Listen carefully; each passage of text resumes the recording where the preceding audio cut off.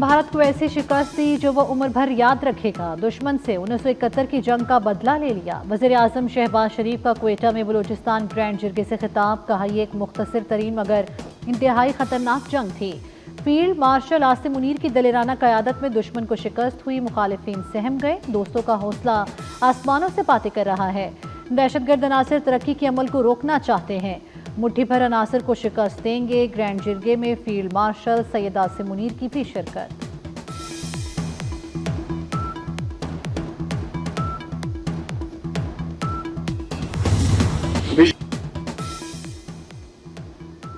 भारत आबी मुआहिदा मुअत्तल नहीं कर सकता, पानी को हथियार नहीं बनाने देंगे। वज़ीर आज़म शहबाज शरीफ ने मोदी पर वाज़ेह कर दिया। वज़ीर आज़म का command and staff college Quetta में खिताब।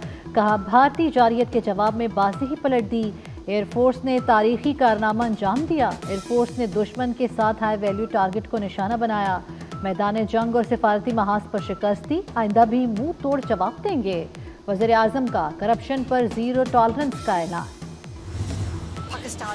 भारतीय फौज ने पहली बार तैयारे गिरने का एतराफ़ कर लिया। भारतीय chief of defence staff general Anil Chauhan का दौरान इंटरव्यू एतराफ़। तबाहशुदा तैयारों की तादाद बताने से गुरेज। कहा, यह अहम नहीं कितने तैयारे गिरे, अहम यह है कि तैयारे क्यों गिरे। गलती का पता लगाया और उसे ठीक किया। जनरल अनिल चौहान ने कहा कि पाक भारत तनाज़ा एटमी जंग के करीब नहीं आया। राब्ता चैनल्स बहाल थे। रिवायती और एटमी तसादुम में बड़ा फासला है।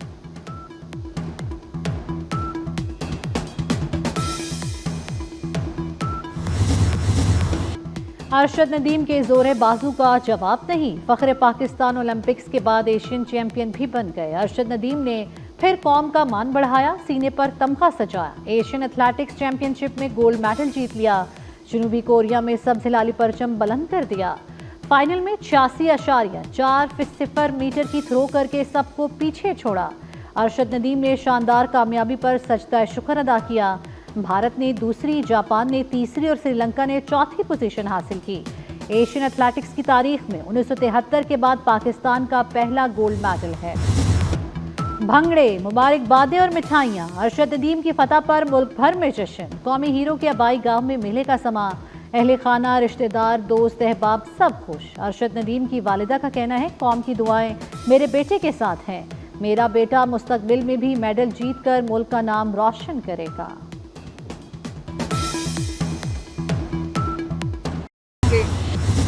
अरशद नदीम ने सबके दिल जीत लिए। सदर, वज़ीर आज़म और वज़ीर दाखिला समेत सियासी क़यादत की मुबारकबाद। आइंदा आलमी मुकाबलों के लिए भी नेक तमन्नाओं का इजहार।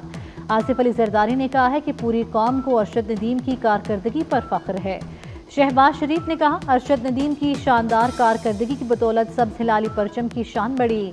मोहसिन नकवी कहते हैं, अरशद नदीम पाकिस्तान का हीरो है और कौम इस कामयाबी पर बहुत खुश है। वज़ीर आला पंजाब मरियम नवाज की भी कौमी हीरो अरशद नदीम को मुबारकबाद।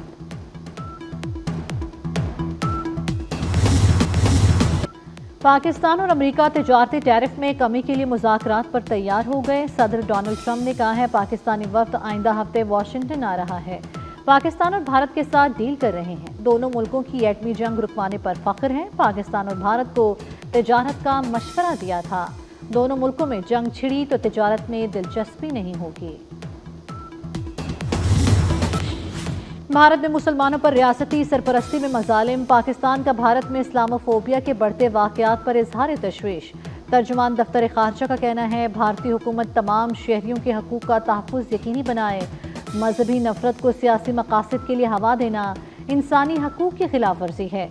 भारत में रियासती सरपरस्ती और नफरत अंगेज़ बयानिया फौरी रोका जाए। बानी पीटीआई का हुकूमत मुखालिफ तहरीक शुरू करने का ऐलान। एहतजाजी तहरीक का मरकज इस्लामाबाद नहीं होगा। मुल्क भर में एहतजाजी तहरीक चलाएंगे। सेनेटर अली जफर की मीडिया से गुफ्तगू। कहते हैं, बानी ने कहा है, हमारे पास कोई रास्ता नहीं बचा, सड़कों पर आने के अलावा कोई ऑप्शन नहीं। बानी तमाम हिदायत जेल से देंगे।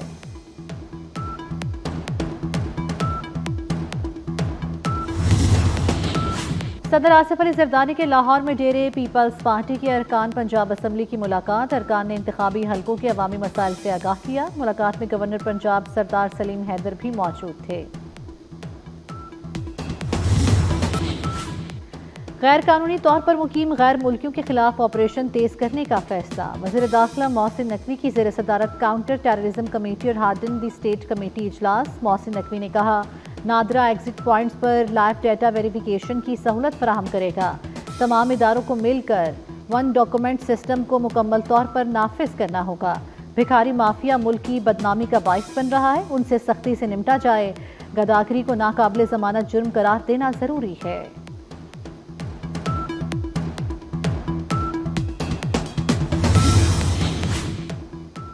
پنجاب میں پہلی مرتبہ ہاؤسنگ سیکٹر کو ڈیجیٹلائز کرنے کا فیصلہ۔ این او سی فیسیں بھی آن لائن ادا ہوں گی۔ ہاؤسنگ سوسائٹی کی رجسٹریشن کے لیے غیر ضروری این سی او ختم کرنے کا حکم۔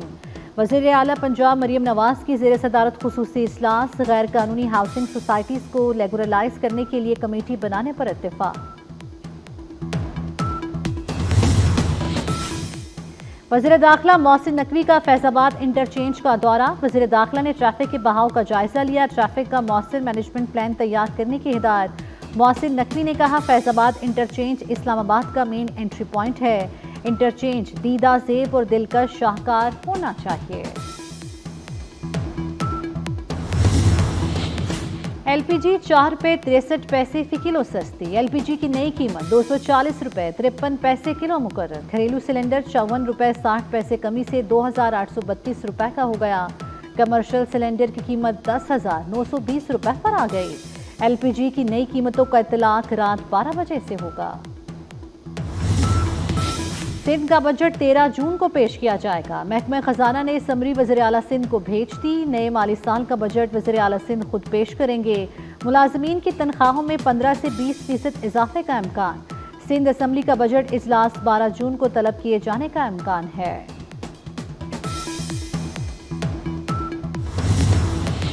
اسرائیل نے غزہ کو صفحہ ہستی سے مٹانے کی دھمکی دے دی۔ اسرائیل نے حماس کو سخت الفاظ میں خبردار کر دیا۔ حماس مغویوں کی رہائی کے لیے پیش کردہ معاہدہ قبول کرے۔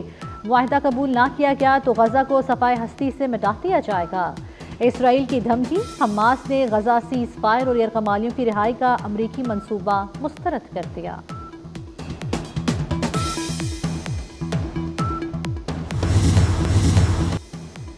امریکی صدر ڈونلڈ ٹرمپ کی ایلان مسک کے لیے اوول آفس میں الوداعی تقریب۔ ٹرمپ سے فرانسیسی صدر کی اہلیہ کے تھپڑ پر سوال سے اوول آفس میں کہہ کے صدر ٹرمپ سے صحافیوں نے فرانسیسی صدر کو تھپڑ پڑنے کی ویڈیو پر سوال کیا۔ یقینی بنائیں کہ ایسی صورتحال میں دروازے بند رہیں۔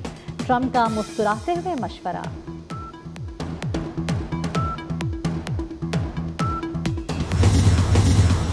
تندرستی ہزار نعمت، تمباکو نوشی صحت کی بڑی دشمن۔ پاکستان سمیت دنیا بھر میں انسداد تمباکو نوشی کا دن منایا جا رہا ہے۔ سگریٹ نوشی سے پاکستان میں سالانہ 1,64,000 اموات رپورٹ ہوتی ہیں۔ صورتحال پر قابو پانے کے لیے فوری طور پر اضافی ٹیکس عائد کرنے کی تجویز دی گئی ہے۔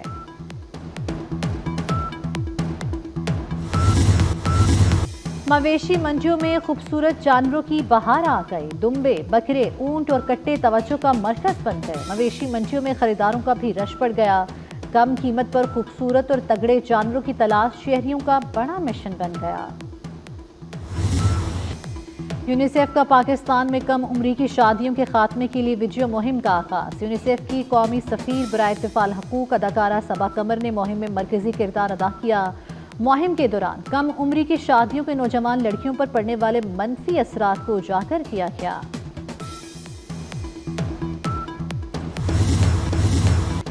دل میں اتر جانے والی آواز کے مالک گلوکار اور اداکار عنایت حسین بھٹی کو مداحوں سے بچھڑے 26 سال بیت گئے۔ عنایت حسین بھٹی نے فلم، لوک موسیقی اور صوفیانہ کلام میں بھی اپنے فن کا لوحہ منوایا۔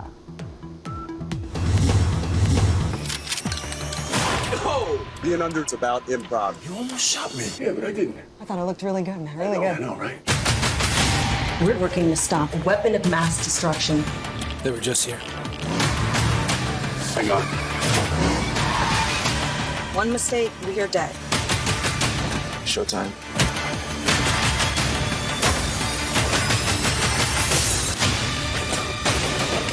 They don't play by a rule book. Why should we?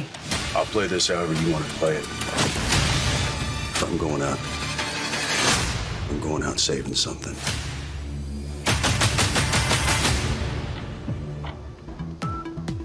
اور مشکوک قتل کی تحقیقات کے دوران خوفناک سازش کا پردہ فاش، لاکھوں لوگوں کی جان بچانے کے لیے ٹیم خفیہ مشن کا حصہ بن گئی۔ ایکشن تھرلر ہالی ووڈ سیریز کاؤنٹ ڈاؤن کا دھماکے دار ٹریلر ریلیز، فلم 25 جون کو ریلیز ہوگی۔